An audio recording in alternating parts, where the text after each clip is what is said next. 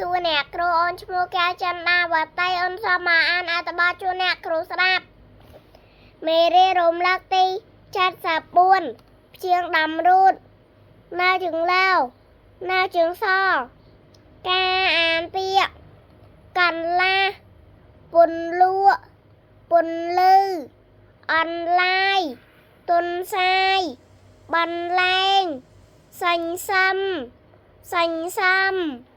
អន្លងបាញ់សល់អញសំទុនសោងកន្លុកកន្លៀតបន្លែបង្ការបញ្ចុកបញ្ស៊ី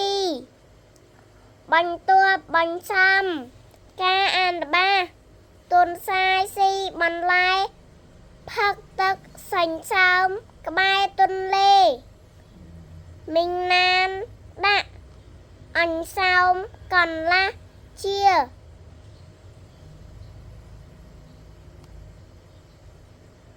នៅ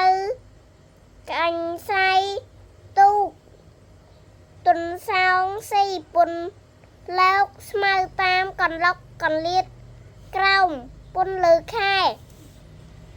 ការអានអត្ថបទខ្លីសួនបន្លែក្បែរបឹងទុនលេផ្ទះខ្ញុំផ្ទះខ្ញុំនៅក្បែរបឹងទុនលេសាបដែលវែងអនឡាយនៅក្រៅផ្ទះមានដាំបន្លែបន្ទាប់បញ្សំជា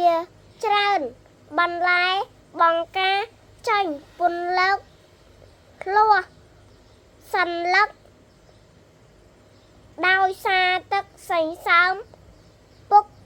បូមទឹកទន្លេស្រោចបន្លែយើងដកបន្លែកន្លះកញ្ជើឲ្យម៉ែធ្វើអន្លក់ទុនសាយជាច្រើនរស់នៅតាមកន្លុកកន្លៀតព្រៃតែងលួចស៊ីបន្លែអាពន្លឺឆ្កែខ្ញុំដាញ់ខាម